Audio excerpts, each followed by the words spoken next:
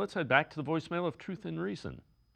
Hi, this is Rico. I've been arguing with some fans about stats as it pertains to Watson specifically. Obviously, stats is how you're measured amongst the greats, but also winning has a lot to do with it. Watson has said repeatedly that he just wants to win.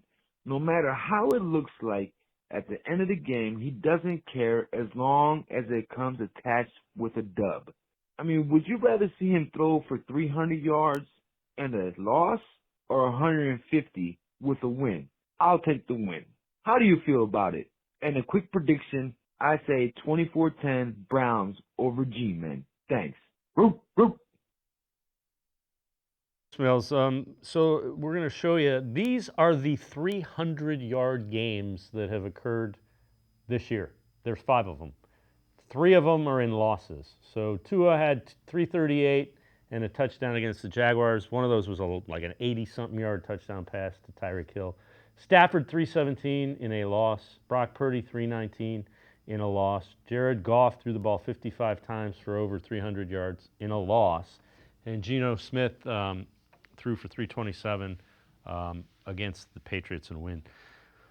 G. Bush, the stats, I've repeatedly said that, and Deshaun referred to it. He said, the year he threw for so many yards, they were 4-12, and that's not, he has no interest in that, and I understand that, and I agree. Give me wins. We've been doing this a lot on the Awesome in Cleveland Sports Show. We had Bernie Kosar on the other day, actually today, and I asked him, I said, listen, 300 seems like the new 200. Nowadays with the 2 high safeties and they went viral. I think Mel Kiper went viral for saying that 2 high safeties is now ruining the league. And now the league has to outlaw 2 high safeties because teams and quarterbacks that we know, like Patrick Mahomes and Joe Burrow and some of these elite guys that were throwing for 5,000 yards are now only throwing for under 200 yards.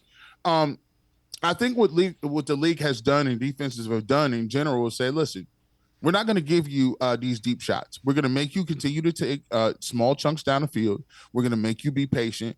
And the longer the drive goes, the longer the better chance there's an operation and an opportunity for things to go wrong, i.e. holding. The Browns had a ton of those, illegal procedures, motion penalties, all of those things. You could drop a few footballs. You don't move the sticks. You don't convert on third down. All of those things stall drives. So teams are willing to give you the yards in between the 20s, and they're really ready for you to kick these field goals. They'll give you that. What the main quarterbacks do, and what the great ones are, they're looking for 3 to 4 throws a game or 3 to 4 plays during a game in which you are different from the mediocre quarterbacks. And that means when you get down in the goal line, are you getting 7? Are you making a special throw that you could only make it up the seam? Are you escaping out of the pocket, finding somebody and making a play? If you're one of those guys, that's the difference between what people are doing that are at the top of the food chain and the guys that are just even. But everybody in general, their numbers are down across the board. Take a look at those 300 yard plus passers. That is down over 76% just from last year.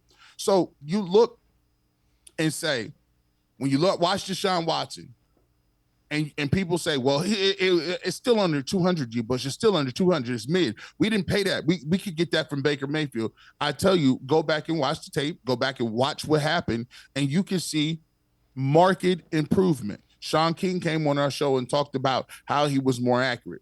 He had good pocket presence. He had pocket integrity. He was not running in and out of the pocket as much as he did. He was not seeing ghosts. He was accurate on the gimme throws that you got to hit 10 out of 10. He also extended plays. You saw the extended play with Jerry Jeudy. He was able to do that. And the biggest key of all is in the rain, when it's a defensive game and both offenses are struggling, did you turn the football over? And the answer is no. What we want to see is Deshaun build on that effort. We want to see him build on what he did well against Jacksonville, continue to see that against the Giants, but add little things to it. We want to see the intermediate pass game for 15 to 20 yards. We want to see some of those throws. We want to see the fact that you are checking into the right play, whether it be a run play, a pass play, RPO. Did you give it the right? Did you make the correct read? So these are all the different things that you want to see. But for everybody out there, you're going to have to adjust to what's going on in the league. No longer, I believe, you can watch the league and say, well, I know you played good because you threw for 300 yards. That's not necessarily true.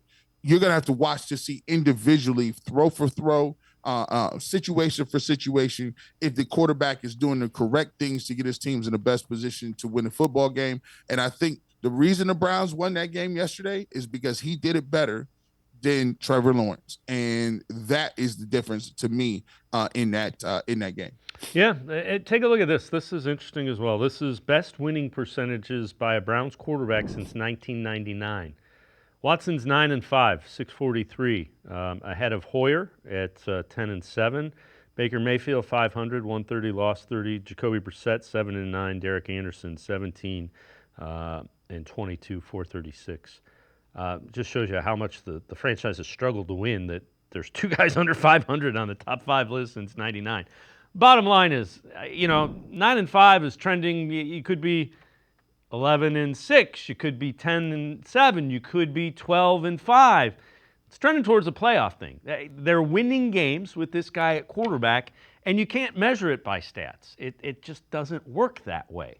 He needs to be consistent. He needs to play another game and take it up another level from where he went to Jacksonville. He can. He just has to go out and do it. Yeah. Right now it's still 14 games. And so you're like, oh, small sample size. But this is why we preach all off season. The goal for Deshaun Watson was to get all of these games during the regular season under his belt so we can stop saying sample size, so he can start to see over the long haul, where now you have more games to see and you see a pattern. You can see whether or not he's getting comfortable or whether or not he's the reason you're winning some of these games.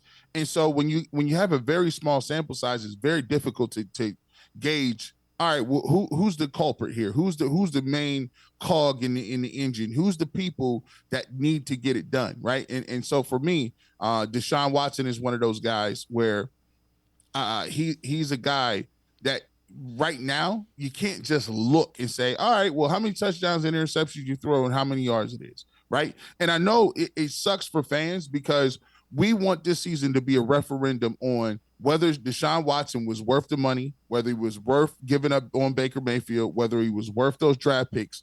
We want a referendum. And some people, at the cost of winning and losing, they would rather have a clear-cut answer. Hey, he throws for this many yards. That means he's good. I said earlier, I want 4,500. And I said that because it will at least get people to stop having a conversation about whether he's good or not. We could then have the conversation about the Cleveland Browns in general. And I think most people just want to watch the game and want to see what the Browns are doing and not have this big, elephant in the room that says we need to win games, figure out if Deshaun Watson is the Deshaun Watson in 2020 and whether everything was worth it. To be honest, you might not figure that out. You may never be truly comfortable. You might not even get 275 every single game for you to say, you know what, it was worth it. And that's the tricky part about it. And I know that's why a lot of people are up in arms, because there is no clear-cut answer so far. And you got to just look at W's and L's.